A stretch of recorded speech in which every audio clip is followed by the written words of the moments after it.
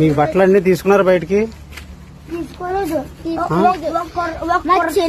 మా చెల్లి ఎత్తుకుని మా అమ్మ మా ఇంట్లో ఏమో కాలిపోతుంది పైకి ఆల్రెడీ కాల్పించాక ఏటమ్మా మంటలు ఏటమ్మా పొగొచ్చేస్తుంది అంటే ఏమన్నా అడిగితే బయటకు వచ్చి అక్కడ మా సించేస్తే ఇక్కడ అన్నుమోని చేస్తుంటే అప్పుడు బయటకు వచ్చి చూస్తుంటే అమ్మ మంట మంట మంట అంటే ఏదో మంట అంటే ఎవరు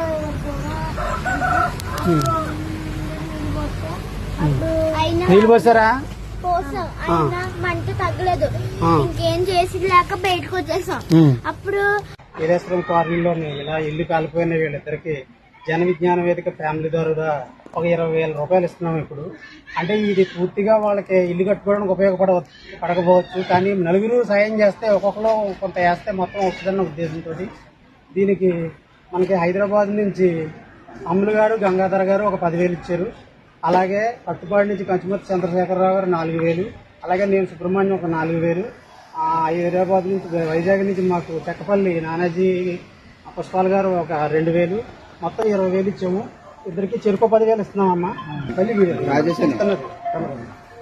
ఈ వీళ్ళకి ఒక 10,000 వాళ్ళకి ఒక 10,000 చొప్పున ఇద్దరికి 20,000 ఇవ్వడం జరుగుతుంది.